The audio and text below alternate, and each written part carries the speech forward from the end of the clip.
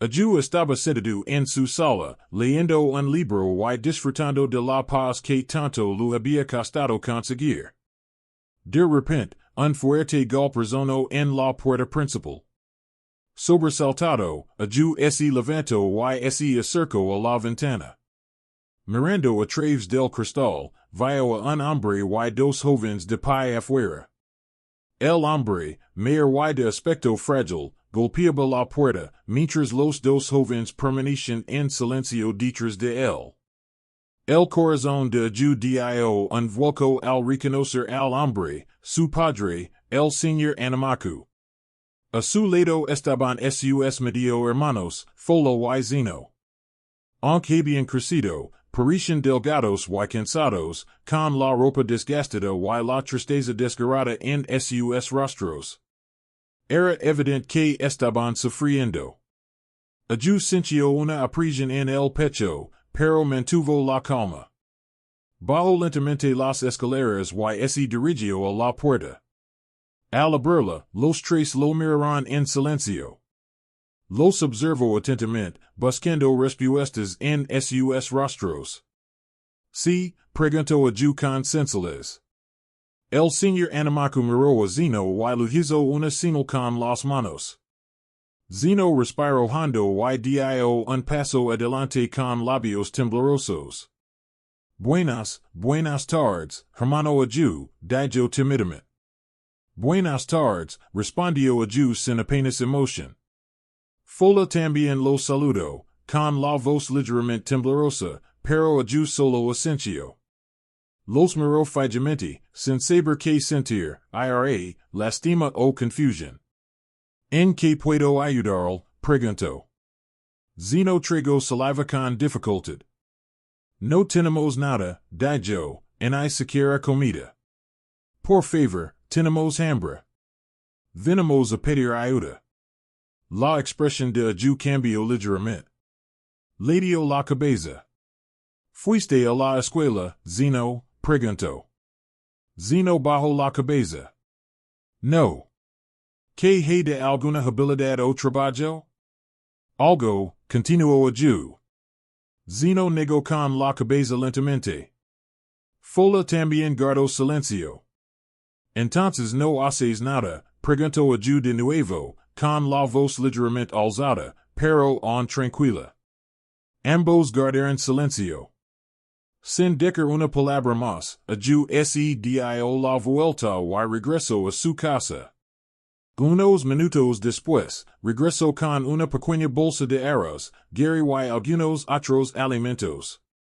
Lu entregó la bolsa a Zeno. Toma, dijo.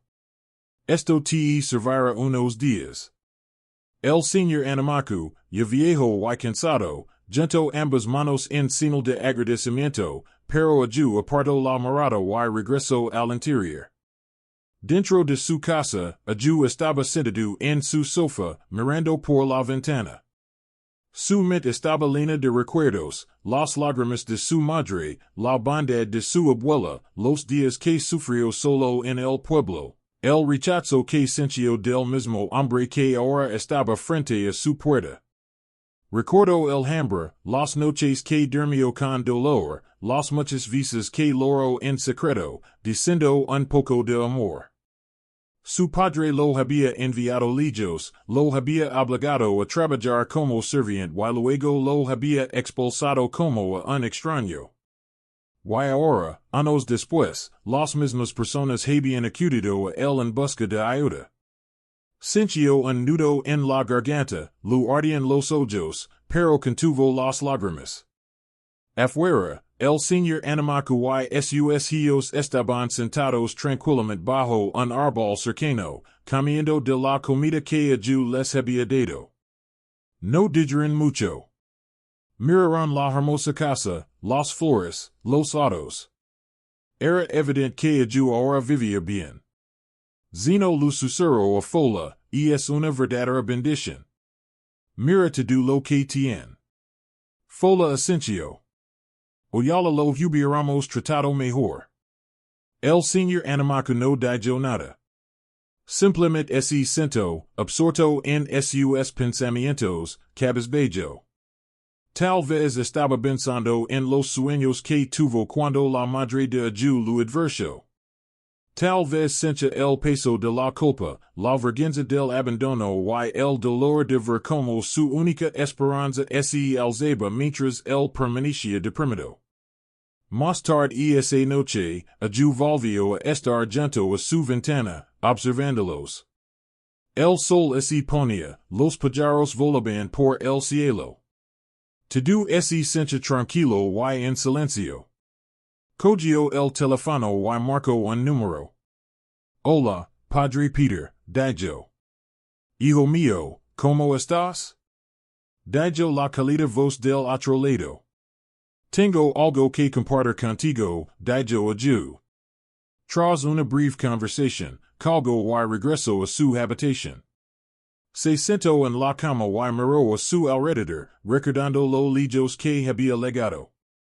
Unos días después, algo especial ocurrió en la vida de Adajou.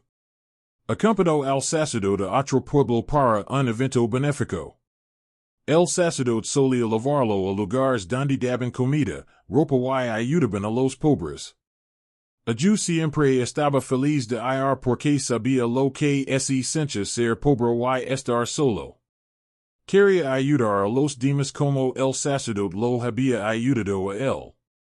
Ese día, el pueblo estaba lleno de gente. Algunos vinieron a recibir ayuda, otros solo a observar. Mientras el sacerdote daba un discurso y la gente aplaudía, los ojos de Adajou notaron algo inusual. Una hermosa joven estaba sentada sola entre la multitud, con los brazos cruzados. No aplaudía ni sonría como los demás. Simplemente permanecía allí sentada, tranquila y silenciosa, con una mirada seria. Adajou no podía dejar de mirarla. Había algo en ella que le llamó la atención. Se levantó lentamente y caminó hacia ella. Al acercarse, la saludó cortésmente y le preguntó si podían hablar un rato. Ella pareció sorprendida, pero asintió. Caminaron hacia un rincón tranquilo, lejos de la multitud, y comenzaron a hablar. Su nombre era Precious. Lo dijo a Adajou que había venido al evento con su hermano menor. Dijo que no se sentía muy feliz, pero no dijo por qué. Adajou escuchó atentamente, asintiendo y sonriendo suavemente. Él no intentó obligarla a hablar demasiado. Hablaron un rato de cosas sin importancia, como de donde era y que le gustaba hacer. Antes de irse, Adajou le preguntó si podía darle su número de teléfono para mantenerse en contacto. Precious aceptó y se lo dio.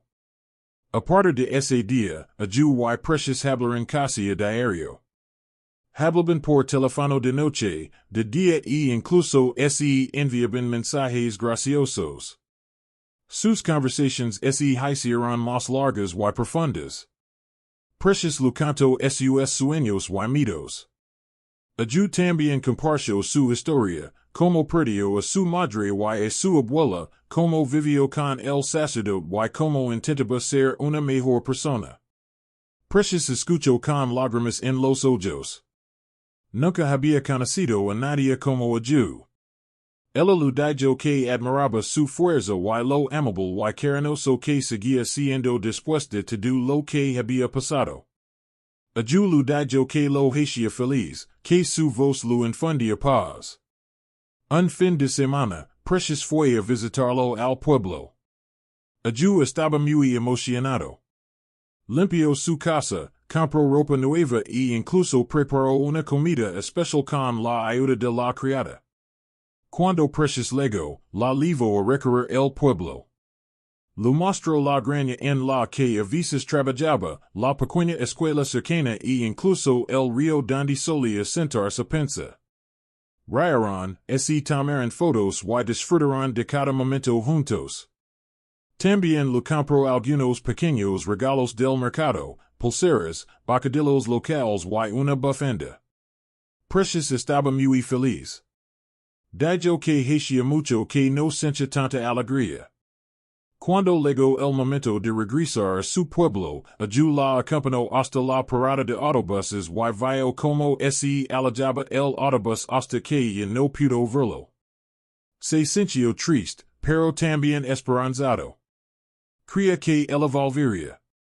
Apenas unos días después de que Precious se fuera, ocurrió otra cosa. Temprano en la mañana, mientras Adajou aún dormía, se oyó un fuerte golpe en la puerta. Se levantó lentamente, aún con sueño. Se frotó los ojos y fue a ver quién era. Para su sorpresa, era Zeno, su hermanastro. Zeno parecía cansado y preocupado.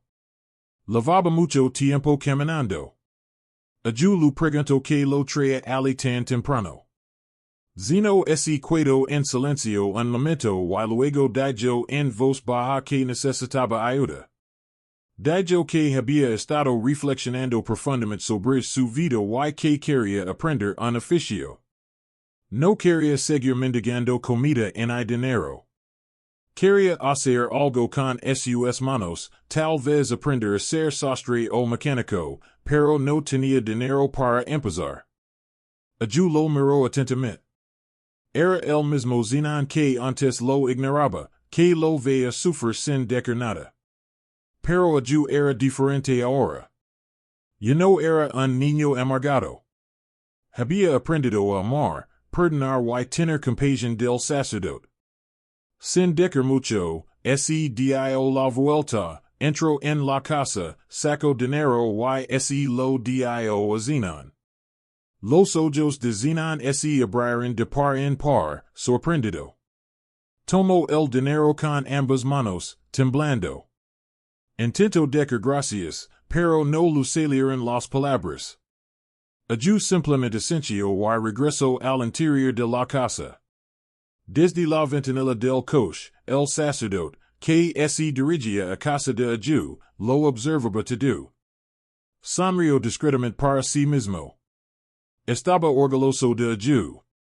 Vio lo lejos que había legado, de un niño que le rabagento a la tumba a un joven fuerte y amable que ahora ayudaba a los demás. Esa tarde, al atardecer, Adajou estaba sentado afuera con el teléfono en la mano. Recibió un mensaje de Precious.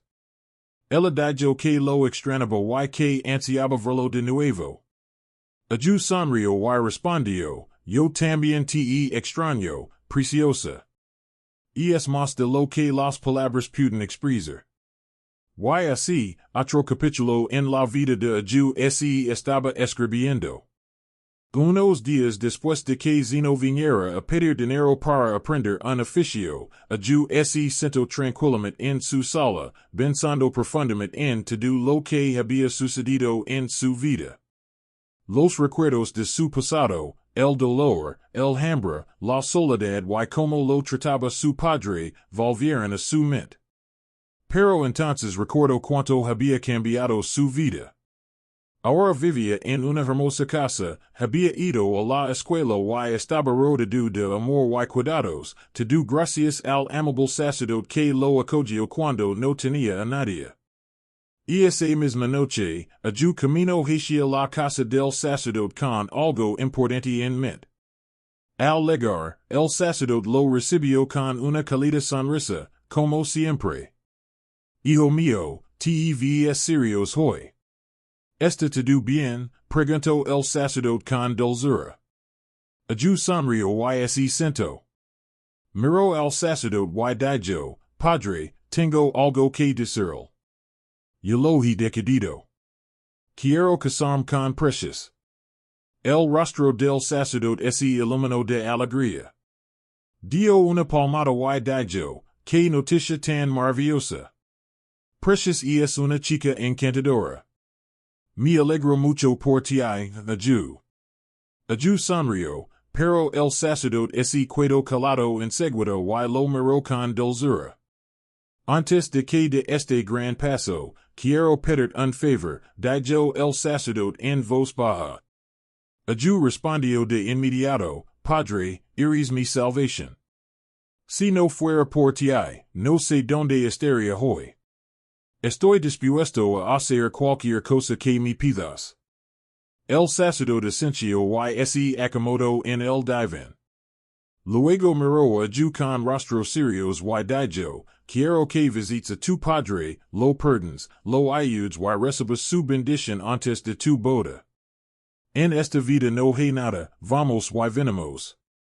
Aferrarse al dolor y la ira solo nos hiere el corazón. En cuanto Adajou escuchó esas palabras, sintió un gran pesar. Se le llenaron los ojos de lágrimas y, sin poder contenerse, rompió a llorar. Agachó la cabeza y le temblaron las manos. Los recuerdos de cómo lo trataba su padre, de cómo lo obligaban a trabajar y luego lo echaban, volvieron a inundarlo. El sacerdote extendió la mano con suavidad y le tocó el hombro. Lo entiendo, dijo en voz baja. Sé por lo que pasaste, pero ya no eres ese niño indefenso. Eres fuerte. Has tenido éxito y tienes un buen corazón. Si alguien puede romper la cadena de dolor de tu familia, eres tú. Adajou asintió lentamente, secándose las lágrimas. El sacerdote continuó, por favor, intenta reconstruir la casa de tu padre. Se está cayendo a pedazos. Comprales ropa y comida. Ayuda a Zenon y a Fola. Y antes de la boda, Hazel saber a tu padre que estás listo para sentar cabeza. Que bendiga vuestra unión. La bendición de un padre, incluso desde un lugar destrozado, tiene un significado. Adajou nunca se había imaginado hacer algo así. Era difícil pensarlo. La herida en su corazón aún estaba fresca.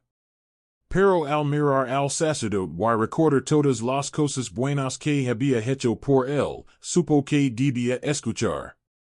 Si esto es lo que quieres, padre, lo haré, dijo Adajou en voz baja pero llena de determinación.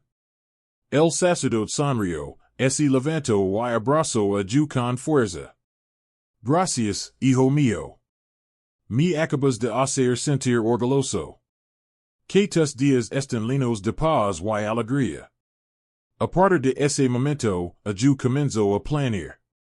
Llamó a un albanil del pueblo y le dio dinero para reparar la casa de su padre. Se reemplazó el techo con goteras, se arreglaron las ventanas rotas y se enyesaron y pintaron las paredes agrietadas. Se instalaron puertas nuevas y incluso se limpió el recinto.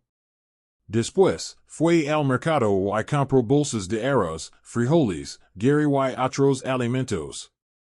También compró ropa nueva para Zeno y Folo y unas mantas abrigadas para su padre. Luego, metió todo en su coche y le dijo al conductor que lo lavara a casa de su padre. Cuando Adajou llegó, los aldeanos se reunieron, sorprendidos de ver al niño, antes solitario, ahora con aspecto de rey en la casa donde antes lo trataban mal. Su padre salió lentamente de la casa. Su rostro había envejecido y sus ojos estaban llenos de sorpresa. Zeno y Fola estaban a su lado, observándolo en silencio. Adajou no dijo mucho. Simplemente se acercó a su padre y le entregó una bolsa de comida. Luego sacó la ropa y se la dio a Zeno y Fola. Señaló la nueva casa y dijo, ahora tienen un lugar mejor para dormir. Los ojos de su padre se llenaron de lágrimas. Intentó hablar, pero no le salieron las palabras. Solo pudo juntar las manos en señal de gratitud. Adajou asintió levemente y se dio la vuelta para irse. Espera, dijo Zeno en voz baja. Gracias, hermano. Gracias. Adajou lo miró, sonrió levemente y se alejó. Había hecho lo que el sacerdote le pidió.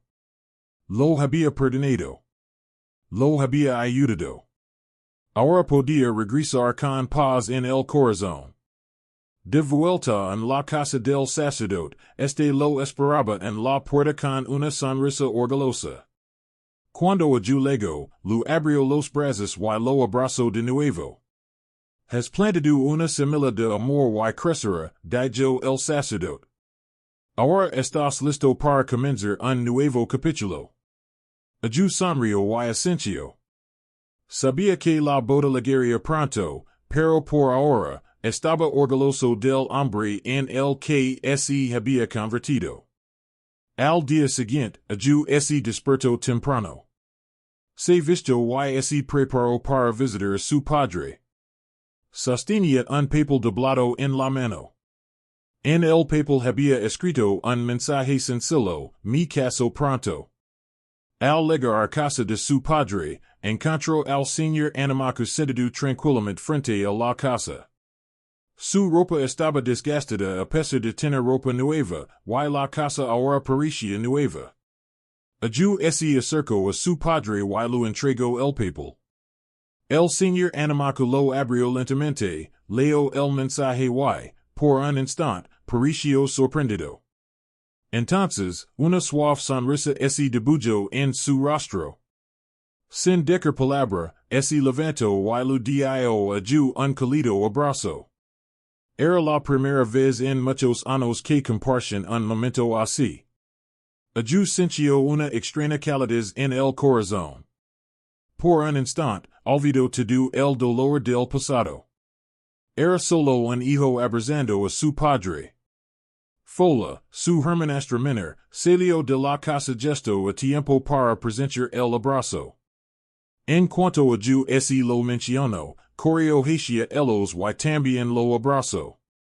Me alegro mucho por ti, hermano, dijo con la voz temblorosa de alegría. Adajou sonrió y le dio una palmadita en la espalda. Gracias, Fola. Justo cuando estaba a punto de irse, se oyó un fuerte ruido desde la entrada. Unos jóvenes furiosos arrastraron a alguien al recinto. Adajou miró con atención y se sorprendió al ver que era Zeno. Tenía la camisa rota y el rostro asustado. ¿Qué pasa?, preguntó Adajou mientras daba un paso al frente. Uno de los hombres gritó: este chico me pidió dinero prestado para jugar y se niega a devolverlo. Llevamos días buscándolo. Otro añadió: deberíamos darle una buena paliza para que aprenda la lección. Adajou levantó las manos y los detuvo. Por favor, no lo peguen. ¿Cuánto les debe? 10.000 nairas, respondió uno de ellos. Sin perder tiempo, Adajou metió la mano en el bolsillo, sacó la cartera y contó el dinero. Se la dio a los hombres y salieron del recinto, todavía murmurando. Zeno se sentó en el suelo, avergonzado y en silencio. Adajou se volvió hacia él. Zeno, esta es la última vez que hago esto. Tienes que tomarte la vida en serios. No voy a seguir ayudándote si no quieres ayudar a ti mismo. La vida no es un juego. Ya no eres un niño. Tienes que levantarte y cuidar de tu futuro. Zeno asintió lentamente. No dijo ni una palabra. Tal vez estaba pensando. Tal vez estaba avergonzado. Tal vez finalmente había comprendido que su hermano no lo salvaría para siempre. La semana siguiente, Precious vino de visita. Había prometido ir a ver a la familia de Adajou, y ahora había llegado el momento. Cuando llegó, Adajou estaba muy feliz. La recibió con cariño y la llevó a casa de su padre. El señor Anamaku estaba sentado en el mismo lugar donde Adajou lo había encontrado la última vez. Al ver a Precious, su rostro se iluminó. No podía hablar en ior, pero su expresión dejaba claro que estaba feliz de encontrarla. Se levantó y lo estrechó la mano con dulzura. Fola también la recibió con una gran sonrisa. Se sentaron todos juntos un rato. Adajou lo explicó a Precious lo que había pasado su padre y cómo había cambiado su vida con los años. Precious escucho en silencio, ascendiendo con respeto y compasión. Después de un rato, compartieron una pequeña comida. No fue nada sofisticado, pero estuvo lleno de calidez. Precious ayudó a Fola en la cocina, y ambos rieron y compartieron historias como hermanas. El señor Anamaku seguía sonriendo. Aunque no podía oír sus palabras, podía ver la alegría y sentir el amor en el aire. Y esa noche, mientras caminaban de regreso a casa, Precious tomó la mano de Adajou. Tienes buen corazón, Adajou. Adajou la miró. Solo intento hacer lo correcto. Y por eso te amo, añadió en voz baja. Unos días después, Adajou decidió que era hora de ir a hablar con el sacerdote. Quería consejo. Quería saber cómo prepararse mejor para la boda. El sacerdote había sido como un padre para él. Confiaba en él y respetaba sus palabras. Al llegar a casa del sacerdote, fue recibido con la misma calidez de siempre. Se sentaron en la sala y Adajou compartió las últimas noticias. Leva Precious a conocer a mi padre, Adajou. Se alegraron de verla. El sacerdote sonrió. Lo has hecho bien, hijo mío. Ahora, empecemos a planificar los próximos pasos. Y con eso, comenzó el viaje hacia la boda de Adajou. Unos días después, Adajou decidió ir a visitar a la familia de la mujer con la que quería casarse, Precious. Ya ese lo había dicho al sacerdote y había recibido su bendición. El sacerdote también había rezado por él y lo había deseado lo mejor. Adajou quería hacerlo todo bien. Quería conocer a la familia de Precious, saludarlos como es debido y decirles claramente que quería casarse con su hija. Así que, una radiante mañana de sábado, Adajou se vistió elegantemente. Se puso una camisa pulcra, la midió por dentro de sus pantalones limpios, se perfumó un poco y se peinó bien. Se miró al espejo y sonrió. Hoy era un gran día. Se subió a su coche y emprendió el viaje. No estaba muy lejos, pero necesitaba indicaciones, así que Precious se quedó al teléfono con él, dando indicaciones claras. Gira a la izquierda en el siguiente cruce. Sí, segurecto. Bien, verás una casa amarilla con una puerta marrón, Adajou con paciencia. Después de una hora, Adajou finalmente llegó al recinto. Era un lugar sencillo y ordenado. Árboles bordeaban la entrada de la casa y algunas galinas pasaban libremente. Precious ya estaba esperando. En cuanto vio su coche, corrió hacia él. Abrió la puerta rápidamente y se lo eco encima emocionada. Lo abrazó fuerte. Lo lograste, Adajou, riendo alegremente. Bienvenido, mi amor. Adajou sonrió levemente y salió del coche. Precious lo tomó la mano como si estuviera orgullosa de su hombre y lo condujo hacia la entrada. De pie junto a la entrada estaba su madre, una mujer con bata y blusa, sonriendo cálidamente. Parecía contenta de verlo. Pero a medida que Adajou se acercaba, sus pasos comenzaron a disminuir. Su sonrisa se desvaneció. Siguió mirando el rostro de la mujer. Había algo muy familiar en ella, la forma de sus ojos, la forma en que cruzaba los brazos, incluso su sonrisa. Entonces lo impactó como un rayo. Era Madame Kofo, su madrastra, la mujer que lo trató tan mal hace muchos años. La mujer que lo maltrató tras la muerte de su madre, la que no lo alimentó, la que lo vio sufrir y nunca lo mostró ningún cariño. La misma mujer que abandonó a sus propios hijos cuando las cosas se pusieron difíciles. Estaba allí, de pie, como la madre de Precious. Su corazón empezó a latir con fuerza. Precious notó su repentino cambio. Lo miro y pregunto, ¿estás bien? ¿Qué te pasa? Incluso Madame Kofo estaba confundida. Joven, ¿está todo bien? Preguntó. Adajou la miró fijamente y preguntó, Madame Kofo, no me recuerda. La mujer frunció el seno ligeramente y dijo, no, debería. Soy Adajou, dijo lentamente. El niño que maltrataste hace muchos años. Madame Kofo jadeó y retrocedió un paso. Adajou, susurró. Sí, asintió. Soy ese niño al que trataste como basura. Inmediatamente, Madame Kofo cayó de rodillas. Dios mío, exclamó. Adajou, hijo mío, lo siento mucho. No lo sabía. Por favor, perdóname. Fui ciego y tonta. No sabía lo que hacía. Por favor, hijo mío. Precious ese cuento ali, confundido y conmocionada. Mama, preguntó. ¿Lo conoces?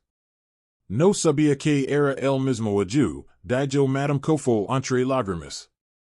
Por favor, hija mía, es un buen hombre. Luis Dano. Me avergüenzo mucho de mí misma. Pero Adajou ya había oído suficiente. Se dio la vuelta y echo a andar de vuelta a su coche. Precious corrió tras él. Por favor, no te vayas, exclamó. Nos queremos. No puede ser así. Lo siento, Precious, dijo sin mirarla. No tenía ni idea de que eras la hija de Madame Kofo. Sobre mi cadáver me casar con la hija de esa mujer. No puedo hacerlo. Pero yo no soy ella. Gritó Precious. Yo no soy ella. No te hice nada. Lo sé, respondió Adajou, con lágrimas en los ojos. Pero el dolor es demasiado profundo. Lo siento. Subió a su coche, cerró la puerta y se marchó lentamente. Precious se quedó ali llorando. Madame Kofo se sentó en el suelo, llorando a gritos, sujetándose la cabeza. Adajou condujo directo a la casa del sacerdote. Sencha un gran pesar. No sabía qué pensar en sentir. Todo había cambiado en un instante.